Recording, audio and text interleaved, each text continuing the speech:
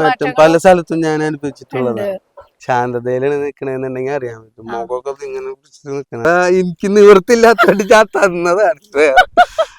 ഇത് ഞാൻ പെട്ടു ഗൈസ്.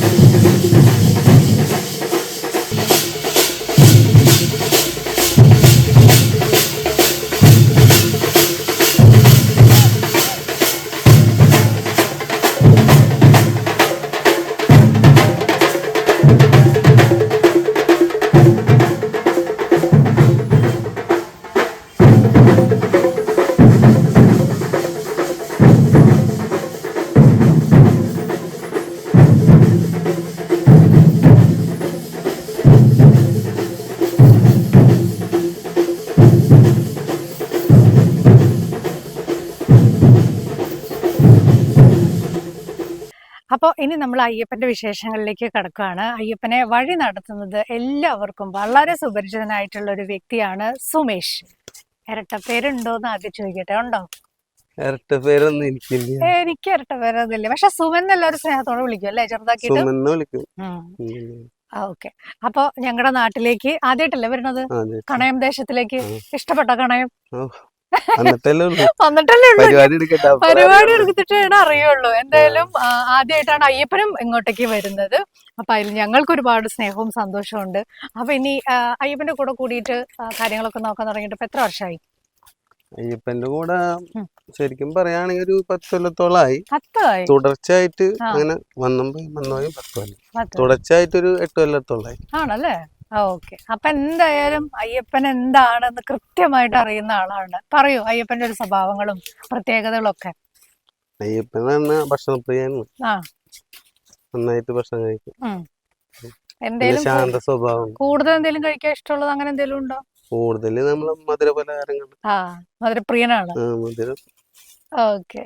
പിന്നെ ശാന്ത സ്വഭാവം. പിന്നെ പ്രത്യേകിച്ച് ഉറക്കം.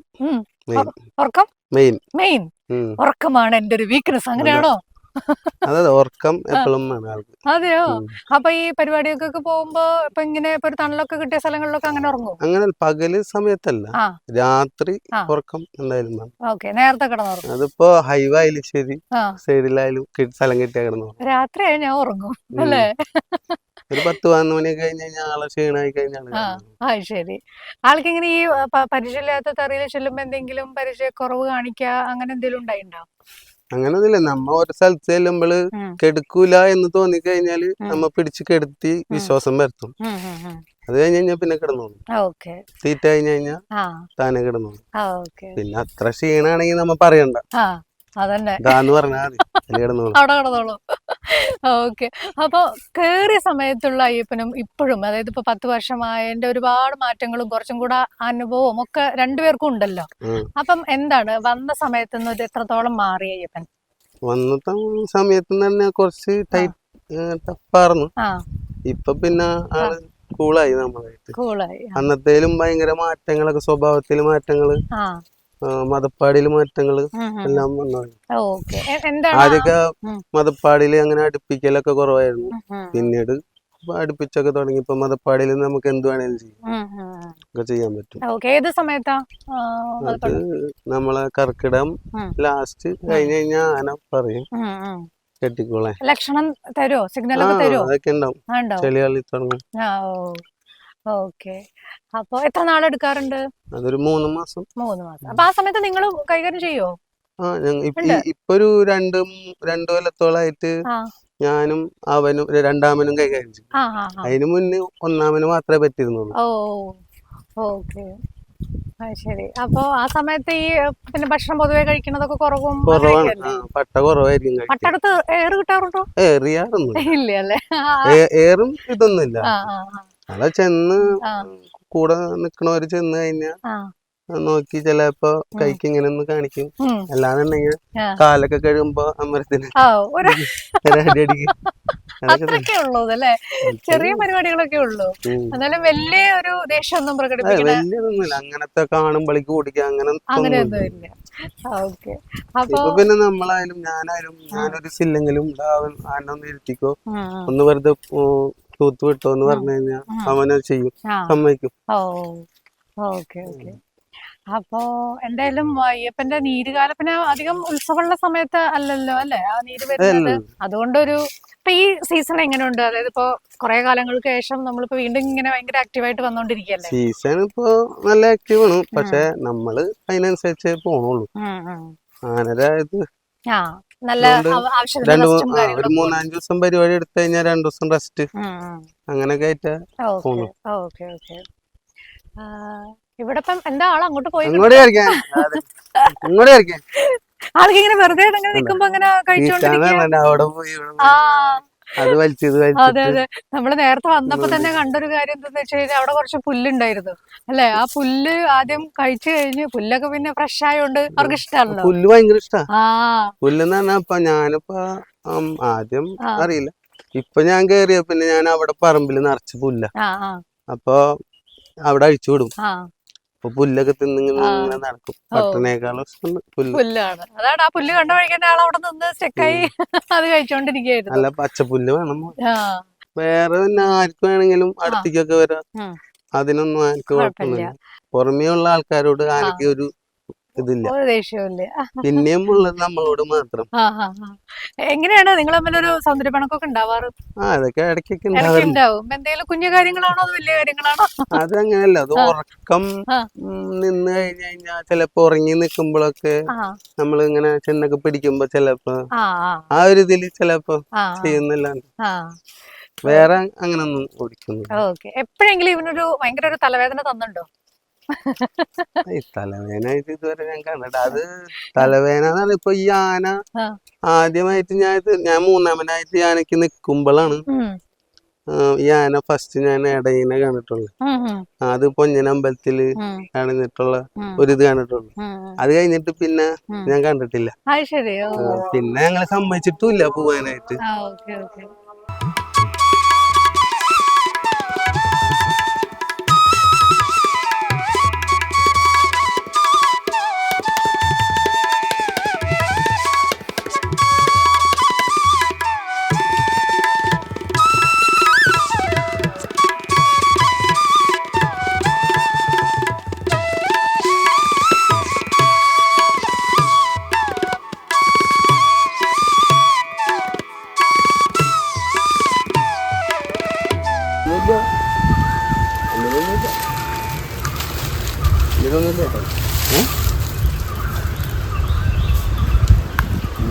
വെള്ളം വേണ്ടേ? വെള്ളം വേണ്ടേ?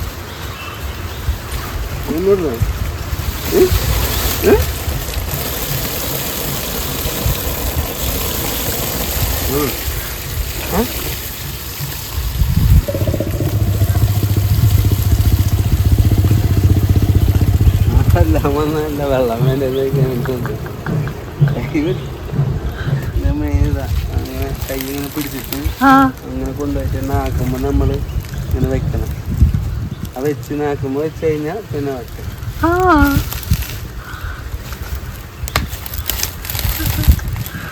മറ്റുള്ളവര് വന്നിട്ട് ഇങ്ങനെ തട്ടാനോ മുട്ടാനോ വാലുകൊണ്ടൊക്കെ മേത്തിക്കൊക്കെ തട്ടാനോ അതൊക്കെ പേടിയാണ്. അങ്ങനെ വന്ന് മുട്ടണതൊക്കെ പേടി. ഇപ്പൊ ആനക്ക് ഞാൻ ഇതില് കണ്ടിട്ടുള്ളതെന്ന് പറഞ്ഞാ കുതിര, ചെമ്പരിയാട്, അതൊക്കെ ഒരു ചെമ്മരിയാടൊക്കെ നമ്മുടെ നാട്ടില് ഉണ്ടോ? ചെമ്പരിയാട് പാലക്കാട് ജില്ലയിലേക്കൊക്കെ പോയാണ്ട് ചില സ്ഥലങ്ങളിലുണ്ട്.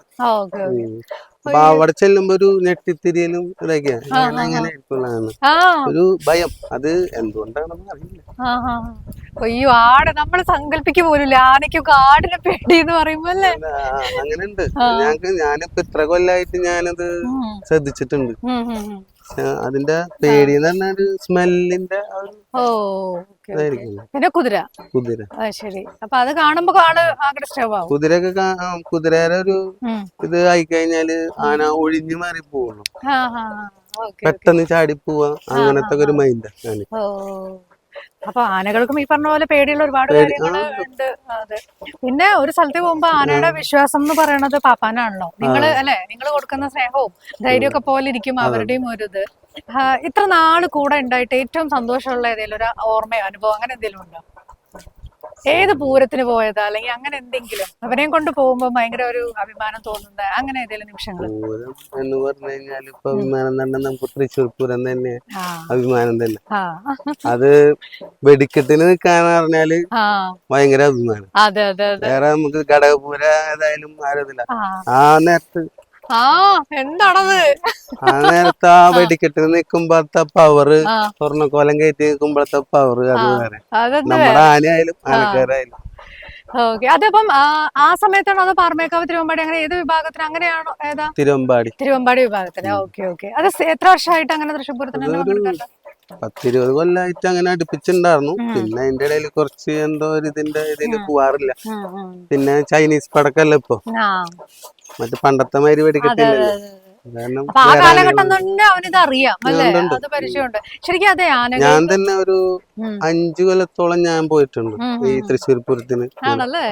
ശരിക്കും അതെ, നമുക്ക് തന്നെ തൊട്ട് കുറെ കൂടെ മാറി നിൽക്കാൻ പോലും പറ്റില്ല. പക്ഷെ നിങ്ങള് അത്രയും അടുത്ത്, അതെങ്ങനെയായിരുന്നു ആ ഒരു അനുഭവം എന്ന് പറഞ്ഞേ? എങ്ങനെ ഉണ്ടായിരുന്നു ആ സമയത്ത്? നമുക്ക് തന്നെ അടുത്ത് നിൽക്കാൻ പറ്റില്ല. അത് നമ്മൾ ഫസ്റ്റത്തൊന്നും നമ്മളിത് കരുതുന്നില്ല എങ്ങനെയാണ് ഇതിന്റെ ഇതെന്ന്. ആദ്യത്തെ പ്രാവശ്യം പോകുമ്പോൾ അത് അവിടെ നിന്ന് ഇങ്ങനെ പൊട്ടി വന്ന് ഇങ്ങനെ അത് ആസ്വദിച്ച് അങ്ങോട്ടേ ചെയ്യാൻ ഇങ്ങനെ അല്ലിട്ട് അവിടുന്ന് പൊട്ടി വന്ന് ഏറ്റവും അവസാനം വരുമ്പോഴാണ് നമ്മളെ മുന്നിൽ ഒരു തീയിന്റെ ആളിപ്പ്.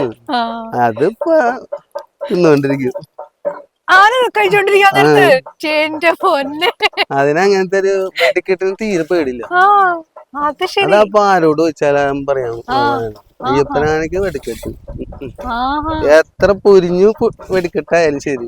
തൃശ്ശൂർ പൂരത്തിന്റെ ആ ഗാംഭീര്യം, ആ ശബ്ദം, അത് ഏതൊരാൾക്കും അറിയുന്ന ഒരു കാര്യം. ആ സമയത്ത് നിന്ന് കഴിച്ചോണ്ടിരിക്കുന്നു. അപ്പൊ ഇവന് ആരാ മുതല്? അതാണ് ഞാൻ പറഞ്ഞ തീറ്റപ്രിയൻ.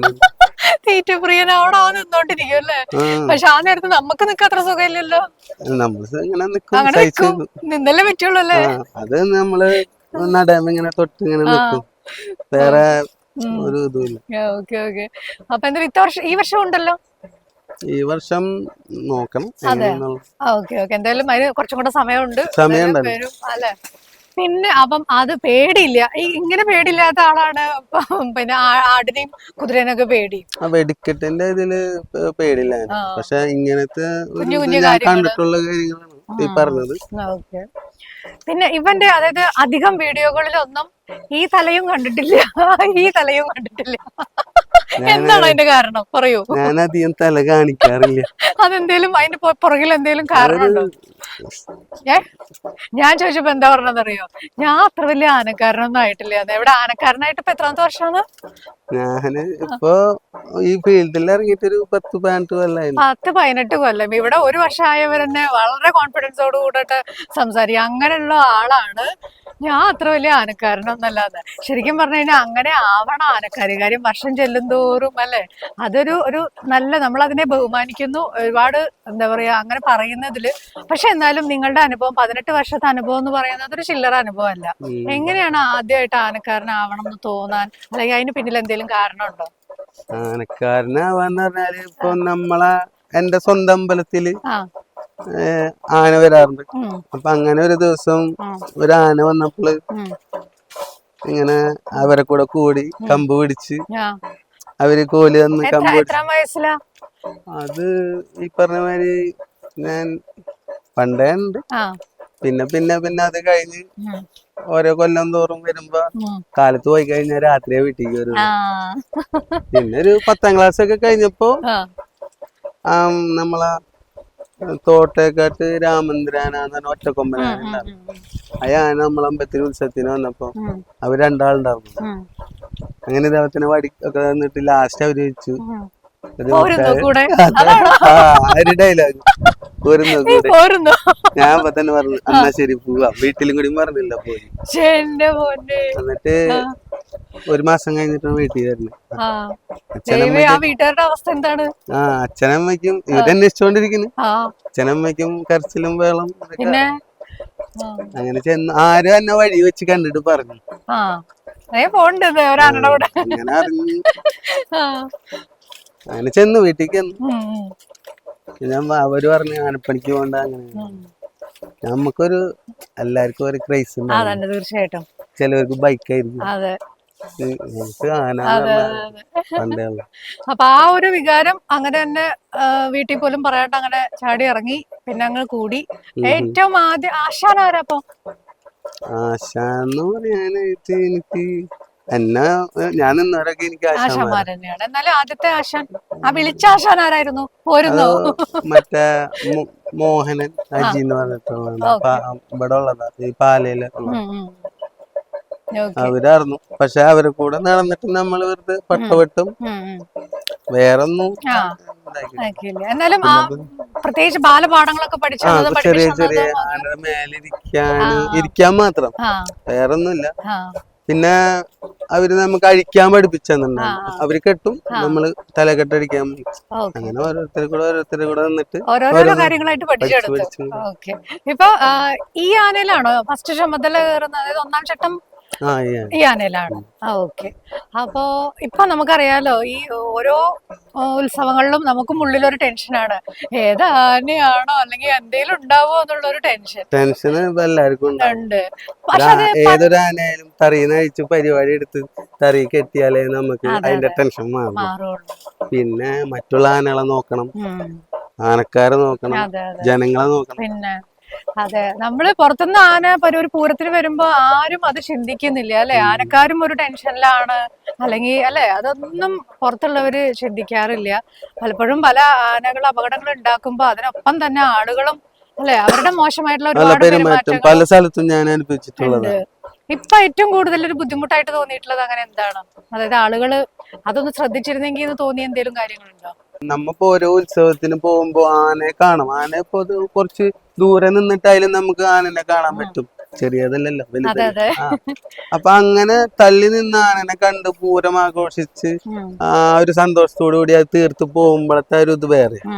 ഇത് സ്മോള് ഉള്ളിൽ ചെന്ന് കഴിഞ്ഞാൽ എല്ലാവർക്കും ഞാൻ രാജാവായിരുന്നു. നമ്മൾ ഈ കൊമ്പത്ത് പിടിച്ചു പോണത് എങ്ങനെയാണ് ഈ ആനനെ കൊമ്പത്ത് പിടിക്കണേനും കൂടി അവരറിയണം. അതറിഞ്ഞാല് പിന്നെ അവര് ഇതാകൂല.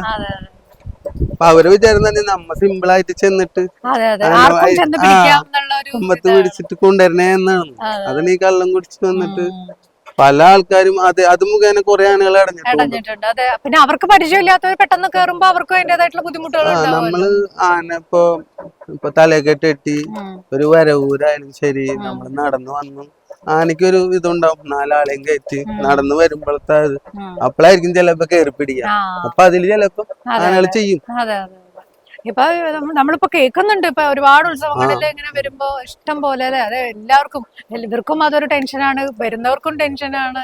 പ്രത്യേകിച്ച് ഇവര് അങ്ങനെ നമ്മള് ശ്രദ്ധിക്കേണ്ട കുറച്ച് കാര്യങ്ങളാണല്ലോ ഇതൊക്കെ അല്ലെ? ആനകളുടെ അകലം പാലിക്കലും അങ്ങനത്തെ കുറെ മാറ്റങ്ങൾ വന്നിട്ടുണ്ട്. മാറട്ടെ ഇനിയും അല്ലേ? മാറ്റങ്ങള് അതൊന്നുമില്ല. അതിപ്പോ നമ്മ പറഞ്ഞാലും അവരത് ഉൾക്കൊള്ളാൻ നിൽക്കുന്നില്ല. അവർക്ക് ആ കൊല്ലത്തിലെ ഒരു ഉത്സവം ആ കള്ളു പിടിച്ച് സന്തോഷിച്ചു. പിന്നെ അവര് കൊണ്ടുവരുന്നതാണ്, അപ്പൊ അവർക്ക് അതിൻ്റെതായ ഒരു ഇതുണ്ടാവും. പക്ഷെ എന്നാലും ആനയാണ്, ഒരു ആന ഇടഞ്ഞാലുണ്ടാവുന്ന പ്രശ്നം വെച്ച് നോക്കുമ്പോ എല്ലാരും ശ്രദ്ധിച്ചു കഴിഞ്ഞാൽ നമുക്കത് ഒരു കുഴപ്പമില്ലാണ്ട് ഒരു ഇതില് ഭംഗിയായിട്ട് കൊണ്ടുപോകാൻ പറ്റും.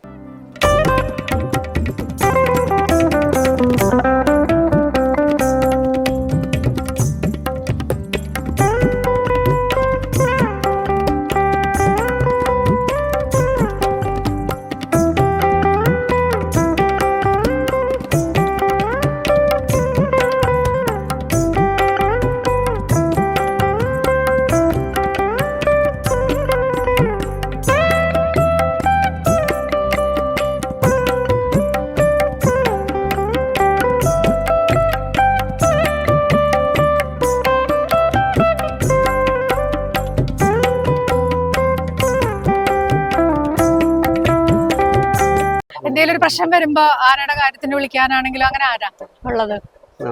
എനിക്ക് സുഹൃത്ത് പറഞ്ഞാല് കൊറേ പേരുണ്ട്. നമ്മളായാലും ഇപ്പോ ഇതിന് കഴിഞ്ഞെല്ലാം നിന്നിരുന്ന ബിബി എന്ന് പറഞ്ഞ ആളായാലും നമ്മ എന്തെങ്കിലും പ്രശ്നം അങ്ങ് അടുത്തൊരു 7 കൊല്ലത്തോളം ഞാൻ അവനും കൂടി അവനുണ്ട്. പിന്നെ നമ്മളെ മംഗലാന്ന് കണ്ണാറിനുണ്ട്. പിന്നെ അങ്ങനെ കൊറേ പേരുണ്ട്. ഇപ്പം ഇവനെന്തെങ്കിലും കുഞ്ഞസുഖങ്ങളൊക്കെ വരുമ്പോ മരുന്നോ അല്ലെങ്കിൽ അതൊക്കെ നിങ്ങൾ തന്നെ ചെയ്യുവാണോ അതോ ഡോക്ടറെ തന്നെ കാണിച്ച് അങ്ങനെ ചെയ്യും? നമ്മളായിട്ട് ഞാൻ ചെയ്യില്ല. എന്നുവെച്ചാല് ഡോക്ടറെ വിളിച്ച് ചോദിച്ച് അതെന്താണ് മരുന്ന് എങ്ങനെ കൊടുക്കണം എന്ന് പറഞ്ഞു കഴിഞ്ഞാൽ നമ്മള് മേടിച്ചു കൊടുക്കും. പിന്നെ പൊതുവെ ശ്രദ്ധിക്കേണ്ട കാര്യങ്ങളൊക്കെ ശ്രദ്ധിക്കുക അല്ലേ? ബാക്കിയുള്ള കാര്യങ്ങൾ മാനര മറ്റേ അഷ്ടചൂർണത്തിന്റെ ആയാലും എന്തൊക്കെയാ ഇവന്റെ ദിവസത്തെ ശീലങ്ങള്, ഭക്ഷണ രീതികള് രാവിലെ മുതൽ തന്നെ പട്ട, അവില്, 5 കിലോ അവില് ഡെയിലി കൊടുക്കും ഈ സമയത്ത്. ഇനിയിപ്പോ സീസൺ കഴിഞ്ഞിപ്പോ ചെല്ലുമ്പോ അത് ചോറാവും. ചോറും പിന്നെ ശർക്കഫ്രോളും അതും ഇതൊക്കെ കൂടിയിട്ട് മിക്സിംഗ് ആയിട്ട് കൊടുക്കും. അതൊക്കെ ഇഷ്ടമാണ്. ചോറ് കഴിക്കാനൊക്കെ എല്ലാം ഇഷ്ടമാണ്. ചോറും അവിലൊക്കെ തിന്നും. അതിപ്പോ നനയ്ക്കാത്ത നനച്ചു കഴിഞ്ഞാൽ പിന്നെ ഇവിടെ തീറ്റുണ്ടാവില്ല. അതും എനിക്ക് ഇങ്ങനെ പോയി. അതാണ് ഞാൻ നനയ്ക്കാണ്ട് വെച്ചിരിക്കുന്നത്. അയ്യോ. പിന്നെ നിങ്ങള് അടുത്തൊക്കെ വരുമ്പോ അതായത് ഇപ്പൊ 2 ദിവസമൊക്കെ മാറി വീട് ശരിക്കും എവിടെയോ തൃശ്ശൂർ തന്നെ അല്ലേ? തൃശ്ശൂർ കയ്പമംഗലം. ഓക്കെ. അപ്പൊ ഇടയിലൊരു ഗ്യാപ്പ് ഒക്കെ എടുത്ത് ഒരു ലീവ് ഒക്കെ എടുത്ത് പോയി തിരിച്ചൊക്കെ വരുമ്പോ ഇങ്ങനെ ആളുടെ ഒരു സ്നേഹപ്രകടനം അങ്ങനെ ഉണ്ടാവാറുണ്ടോ? സ്നേഹത്തിനൊന്നും ഒരു മാസം കഴിഞ്ഞ് ചെന്നാലും ശരി ആനറി. ഞാൻ ഇതിന്റെ ഇടയിൽ ഒരു കൊല്ലം ഗൾഫിൽ പോയി വന്ന് കഴിഞ്ഞിട്ട് ഞാൻ വിളിച്ച് കഴിഞ്ഞപ്പോള് എനിക്ക് തല്ലണ്ട ഒന്നും വന്നില്ല. ഞാൻ വിളിച്ചപ്പോ എന്നെ ആന അറിഞ്ഞു. അത് ഇത്ര കൊല്ലായാണോ ആന അറിഞ്ഞു. പിന്നെയും വീണ്ടും അവന്റെ കൂടെ തന്നെ ഒരു 3 കൊല്ലം കൂടി കേറി. അപ്പൊ ആനപ്പണി വിട്ടിട്ട് 1 വർഷം ഗൾഫിൽ പോയി. ഇതിന്റെ ഇടയിൽ അത്യാവശ്യമായിട്ട് പോണ്ടി വന്നു. നമ്മളൊരു ചേട്ടന്റെ കമ്പനിക്ക് പോന്നു. അപ്പൊ എന്തായിരുന്നു ആ സമയത്ത്? എന്ന് പറഞ്ഞാല് അവിടെ അല്ല നമ്മളെ മനസ്സ്. അല്ല നമ്മള് സീസൺ കഴിഞ്ഞാൽ നമ്മളെ മനസ്സ് മാറും. സീസണായി വരുമ്പോഴാണ് നമുക്ക് അവിടെ നിക്കാൻ പറ്റില്ല. ചെണ്ടയമ്മ കോലിട്ട് തുടങ്ങുമ്പോഴാണ് നമുക്ക് പിന്നെ ഇതാ പോണം ആനരത്ത് വരും എങ്ങനെയാലും. അതിപ്പോ എന്തോരം നമ്മളിത് മാറ്റാൻ നോക്കിയിട്ടും ഞാൻ കൊറേ നോക്കി. ഇതൊരു രോഗമാണോ അതൊക്കെ? ഇതൊരു രോഗം തന്നെയാണല്ലേ? ഇതൊരു ആനപ്രേമം, പൂരപ്രേമം, അതൊരു പ്രത്യേക തരം രോഗമാണ്. അപ്പൊ അങ്ങനെ തിരിച്ചു പോന്നിട്ട് വീണ്ടും അപ്പൊ എന്താ രാവിലെ അടുത്ത് തറയിലൊക്കെ വരുമ്പോ എന്താ വിളിക്കുക സ്നേഹപൂർവ്വം? അയ്യപ്പൻ എന്നല്ലാണ്ട് പറഞ്ഞ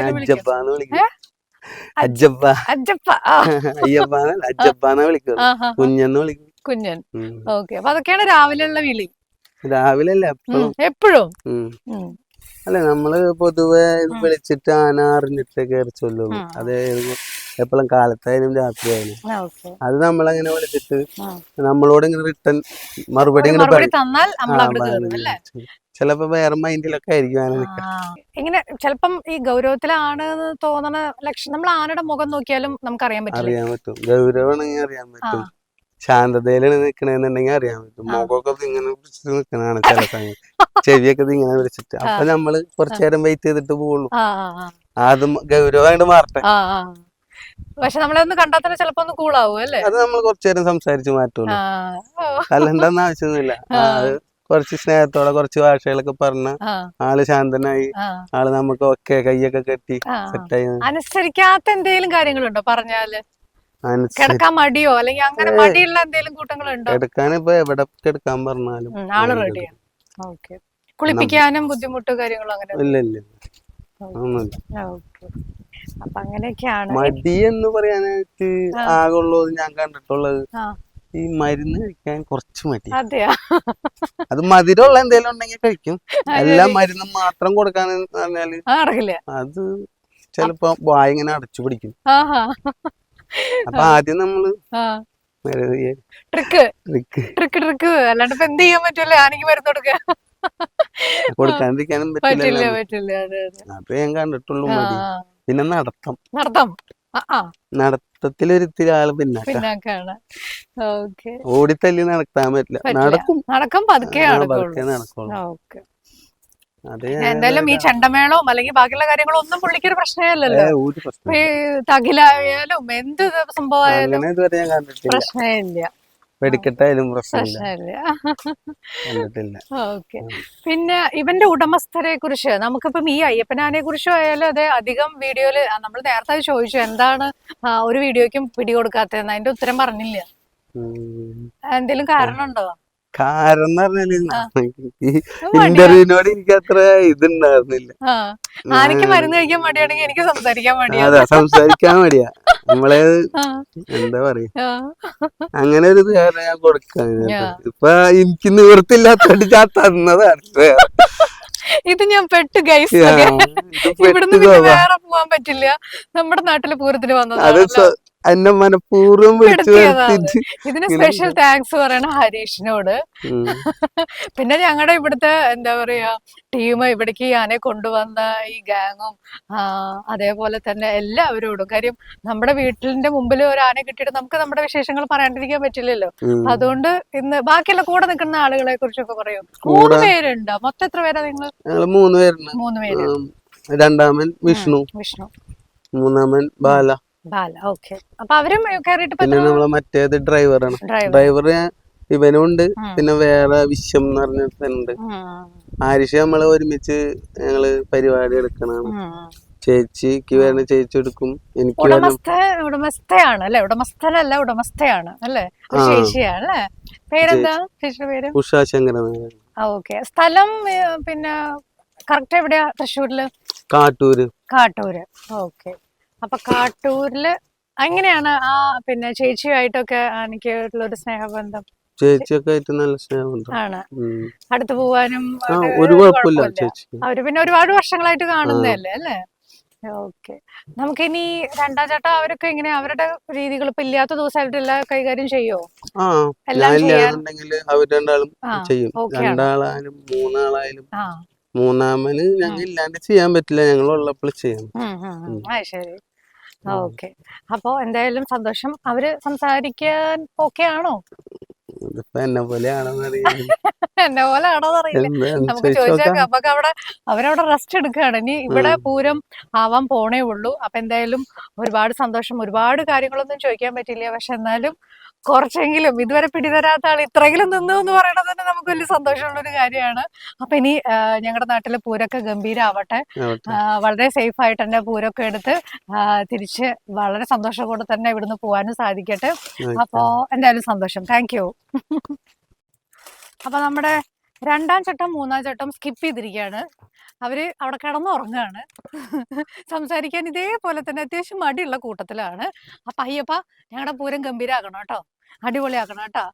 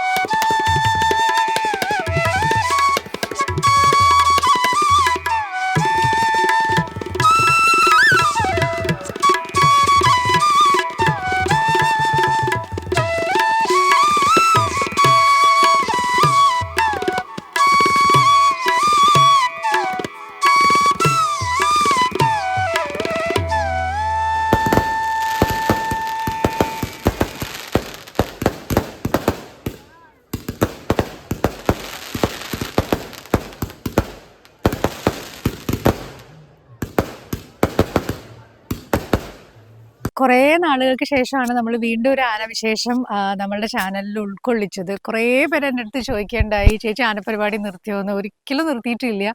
നിങ്ങൾക്കറിയാലോ, അതായത് ആനകൾ ബിസിയാണ്, പരിപാടികളായിട്ട് അവർ ഓട്ടത്തിലാണ്.